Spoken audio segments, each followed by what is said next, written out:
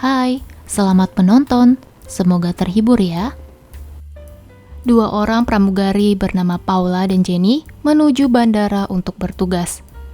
Setelah sampai di pesawat, mereka merapikan penampilan dan melakukan briefing dengan kapten dan juga kopilot. Kapten memberitahu jika sebagian besar penumpang ada yang batal terbang karena badai, sehingga penumpang hari ini hanya beberapa orang. Hari ini ada salah satu penumpang di bawah umur, sehingga Jenny mendapat bagian untuk menjemput anak yang bernama George dan bertanggung jawab untuk keselamatannya. Penumpang yang bernama Dr. Kingston dipersilakan untuk memasuki pesawat terlebih dahulu bersama penjaganya.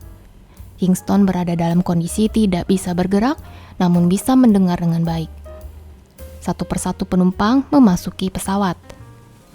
Seorang pemuda tampan membawa kandang berisi hewan peliharaan untuk anak muridnya. Pemuda bernama Henry mengaku jika dia membawa hamster milik anak muridnya.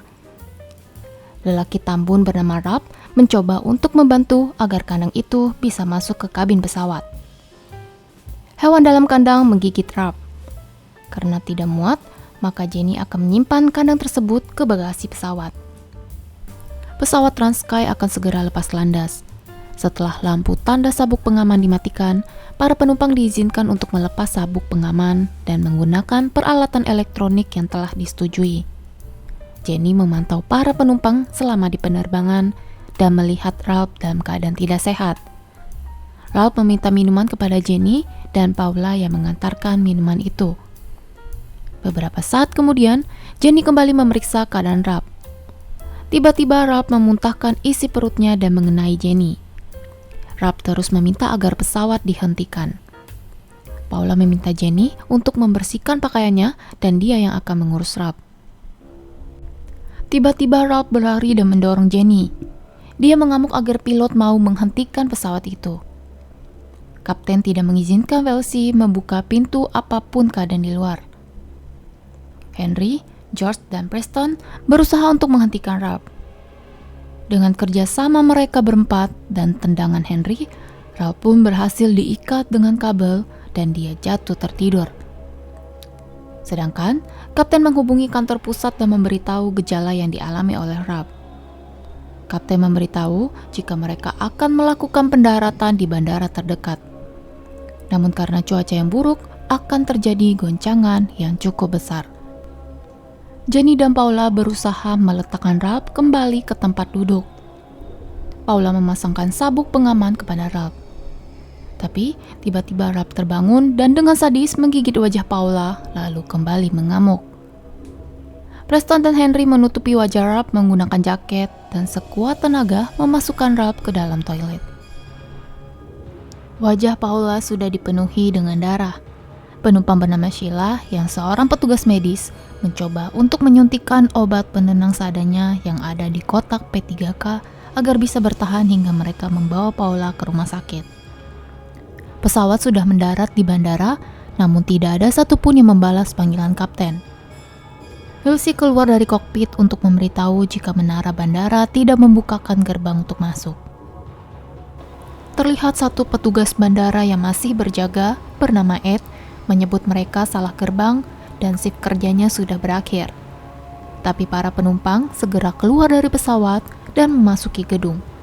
Sedangkan kapten dan kopilot masih berusaha untuk menahan pintu agar Ralph tidak keluar.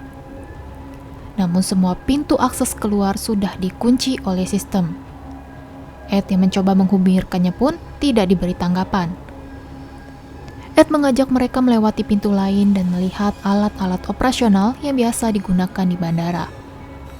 Terminal bandara yang mereka tempati sekarang sedang dilakukan penutupan untuk perawatan gedung sehingga pintu-pintu tertutup dan tidak ada tukang yang bekerja. Karena tidak bisa keluar, para penumpang langsung panik. Tiba-tiba terdengar bunyi sirene. Begitu banyak mobil polisi mengepung tempat itu. Sebuah pengumuman memberitahu jika mereka dilarang untuk keluar dari terminal. Mereka saat ini sedang dalam karantina dan bantuan akan segera datang. Sheila memberitahu Jenny jika Paula harus segera diobati. Sheila membawa peralatan medisnya yang berada di dalam tas. Jenny meminta bantuan Ed untuk menemaninya menuju pesawat. Mereka bisa menuju bagasi dari dalam pesawat itu. Atas rasa kemanusiaan, Ed pun mau menolong Jenny. Henry, Preston, dan Niall ingin ikut untuk mengambil barang milik mereka juga. Setelah Sheila memberitahu seperti apa bentuk tasnya, mereka pun segera bergerak. Keadaan di pesawat terasa hening. Lampu pesawat padam dan tidak terlihat siapapun di dalam pesawat. Toilet yang ditempati Ralph dipenuhi dengan bercak darah. Lalu mereka membuka tempat untuk menuju ke bagasi. Preston mendapat tugas untuk menjaga Dr. Kingston, dan lainnya menuju bagasi. Kandang hamster milik Henry pun pecah dan hewan di dalamnya sudah keluar entah kemana. Terlihat seekor tikus yang tiba-tiba mengincar Ed.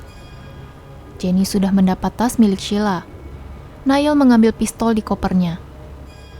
Ketika kembali ke ruang pesawat, Jenny melihat laptop milik Preston dengan bercak darah. Perlahan Jenny melihat Elsie merangkak seperti hewan dan di belakangnya Kapten sudah berubah menjadi makhluk gila seperti Ralph. Ed dan Henry berusaha menyelamatkan Jenny dan Niall menembak Kapten hingga tewas.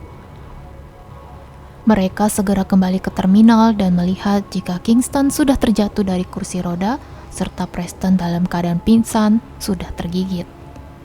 Setelah Sheila berhasil mengobati Paula, Jenny mengumpulkan orang-orang yang tersisa dan mengambil alih kepemimpinan karena kapten mereka sudah tiada. Dia mengambil tanggung jawab untuk para penumpangnya. Di saat yang lain sedang berdiskusi, tikus rabies yang keluar dari kandang terjatuh dan menggigit kepala dokter yang langsung disingkirkan oleh George. Lalu beramai-ramai menangkap tikus tersebut. Sampai saat ini, ada 2 orang yang sudah tergigit oleh pemilik virus, jadi mereka dikurung dan dirantai di sebuah box.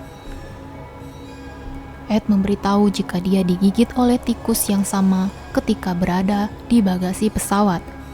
Para penumpang pun heran, mengapa tikus laboratorium bisa berada di dalam pesawat. George menyebut jika tikus itu dibawa oleh Henry. Henry mengaku jika dia membawa hamster bukan seekor tikus. Menurut George, hamster tidak memiliki ekor yang panjang seperti tikus. Jenny meminta Henry untuk berkata jujur, namun Henry tetap bersikeras mengatakan jika dia membawa hamster dan menyebut George salah melihat karena harus mengalami kejadian menegangkan ini. Lagi pula, pihak bandara tidak memperbolehkan membawa tikus ke dalam pesawat. Jenny pun mempercayainya. Tiba-tiba Ralph datang dan menyerang Jenny. Ed dan yang lainnya berusaha melumpuhkan Ralph dengan mencekiknya. Setelah itu, beberapa orang bersenjata masuk ke dalam. Mereka mengeluarkan dokter dan Paula lalu memberikan suntikan kepada mereka semua.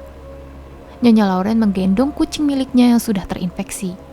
Kucing yang menggigit Lauren langsung ditembak dan tiba-tiba Kingston bisa berdiri untuk menggigit petugas. Karena temannya terluka, maka kedua lainnya segera keluar, tapi petugas yang berada di luar langsung melepaskan tembakan ke arah mereka. Siapapun yang berdekatan dengan korban gigitan ada kemungkinan terinfeksi dan harus segera dimusnahkan juga. Salah satu petugas yang terluka masih bisa diselamatkan. Karena ada monster yang lainnya, maka Ed mengajak mereka bersembunyi di sebuah truk makanan. Niall mulai menunjukkan gejala infeksi, lalu dia menggigit istrinya. Mereka meminta penjelasan kepada petugas yang menjadi keamanan negara yang berurusan dengan terorisme biologi kimia. Dia memberitahu jika rekannya yang lain mendatangi sebuah apartemen di LA yang menjadi pusat laboratorium untuk membuat penangkal virus dengan mengorbankan banyak manusia, termasuk para penumpang yang berada di penerbangan hari ini. Tikus yang menjadi pemicu menggigit salah satu penumpang, lalu menyebarkan virus kepada penumpang lainnya. Mereka semua sudah dijadikan tikus percobaan. Setelah menjelaskan itu, petugas menembak dirinya sendiri. Ed memberitahu jika ada terowongan yang bisa membawa mereka keluar dari terminal karena mereka sudah pasti tidak akan bisa selamat jika keluar dari pintu. Jenny menyadari jika Henry tidak berada bersama mereka, tapi mereka harus terus bergerak. sedangkan Henry mengambil pistol yang ada di tasnya. Mereka berempat bertemu dengan Paula yang sudah berubah. Dengan terpaksa Jenny harus melenyapkan Paula. Ed membawa mereka ke dalam gudang yang berisi peta terminal yang akan menuju ke terowongan. George memeriksa tas milik Henry yang diambilnya. Di dalam tas itu berisi tentang catatan eksperimen dan sebuah kotak. Ed menemukan peta yang menunjukkan rute untuk menuju ke Terminal F. Tiba-tiba, Niall dan istrinya datang menyerang mereka. Beruntung Henry datang lalu menembak kedua monster itu. Ternyata Henry pun sudah kena gigitan.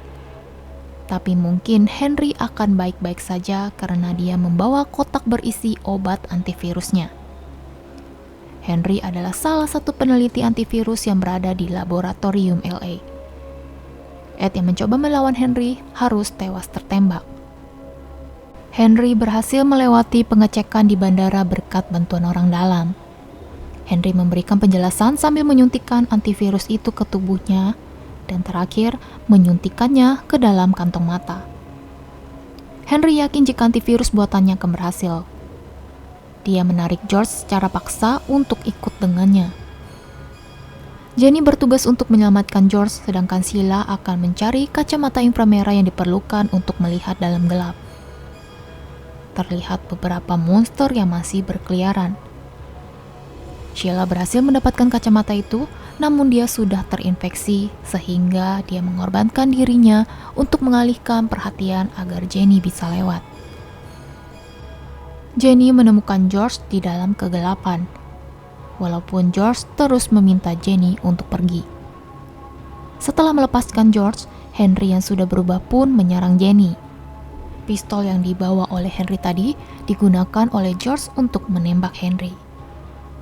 Lalu dengan tongkat besi bawaannya, Jenny memukul Henry. Tiba-tiba ada api yang masuk ke dalam terminal. Pemerintah berniat untuk membakar habis tempat itu. Jenny pun segera membawa George ke dalam terowongan. Jenny meminta George memakai kacamata dan memimpin perjalanan mereka. Namun, nafas Jenny mulai melemah dan menunjukkan gejala terinfeksi virus. Jenny terus meminta George untuk merangkak hingga menemukan sebuah jendela yang bisa dilewati oleh tubuh George. Tapi sayangnya, Jenny sudah berubah menjadi monster. George pun terpaksa meninggalkan Jenny. Pada akhirnya, hanya George lah yang selamat dalam tragedi itu.